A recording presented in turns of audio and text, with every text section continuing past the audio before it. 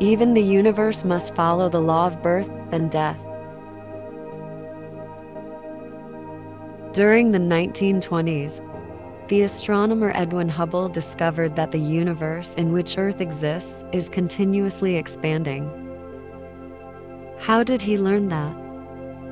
For example, the distance between the galaxies was measured to be greater upon later observation. Proof of the expansion of the universe. Based on this expansion, the history of the universe was revealed. It is said that the universe containing Earth was born from the Big Bang, starting from one dot, will arrive at the peak of expansion after some 5 billion years, and thereafter contract back to a point. This follows the law of relative birth and death. This is all in resonance with the truth. A cycle of the universe consists of 4 stages. It is like being born in spring, growing in summer, harvesting in fall, and going back to the origin in winter. The universe also is born from a dot, expands, reaches the turning point, thereafter contracts, and disappears. That is birth and death. It will be 2 stages at large, appear and disappear. And if split to 4, then spring, summer, fall, and winter.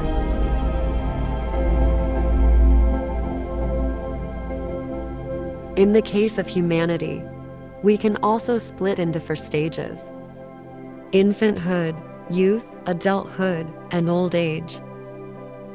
So the universe will begin to contract 5 billion years from now. It was discovered by Hubble's astronomy that the universe was 15 billion years old, and the Earth was born 5 billion years ago, 10 billion years after the universe was born. How could humanity exist without Earth? Of course, we could not. However, could a concept of rebirth or heaven and hell be applied before the appearance of Earth? It is due to anthropocentrism, human-centrism, that such concepts came about. Furthermore, Earth was born 5 billion years ago. Did humanity begin to appear at the same time?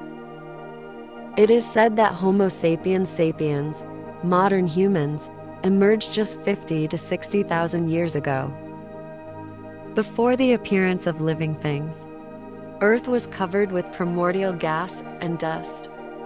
On this dusty planet, a mysterious phenomenon occurred. It is called atomic motion in science, and the conditions of earth, water, fire, and air in the philosophy of India. With the appearance of such conditions in the universe, Earth emerged as a planet on which living things could be born through the harmonious energy of the universe. It was long widely believed that there was probably no life around the other stars except on Earth. That is, there was until recently no evidence of conditions for living things to evolve elsewhere. But Earth does have such conditions. With them in place, a minimum substance life form was born.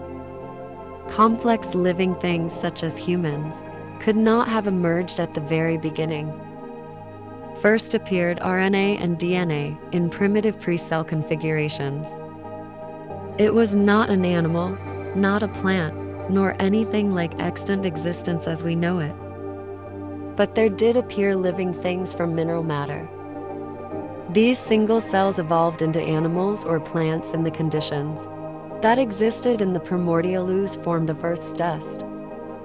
The early primates, the origin of today's humans, are said to have evolved not only into humans but also other animals, including monkeys and gorillas, according to the conditions existing at the time. Though the first single-cell units diverged into animals and plants, their first life units were the same. And where did this first single cell begin to appear? It came out of the earth, the minerals in the mud. It means minerals, Plants and animals were originally all one. Likewise, through a long period of evolution emerged the higher animals and modern humans. While these humans may be thought of as higher animals, from the viewpoint of the whole truth, they are not really very intelligent. This is because they do not know the totality of the life source and put everything into anthropocentric focus, the egoistic concept. It is the same as if the theory of gravity were true in every respect, because Newton had a one-sided viewpoint. People have a human-centric view on cosmic history and everything else. So, in the Bible's Genesis, God said, "Let us make mankind in our image, in our likeness, so that they may rule over all the creatures," while creating human beings on the last day after creating the world. Who wrote that? Man himself. Then people use that as the basis of their argument, saying, "Look, didn't God say this?" Even funnier are the people who believe in that word as the truth, who are also being exploited.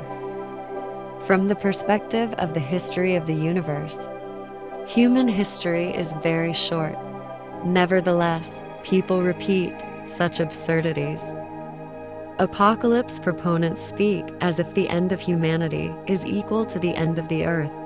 But Earth continued to exist in spite of the extinction of the dinosaurs.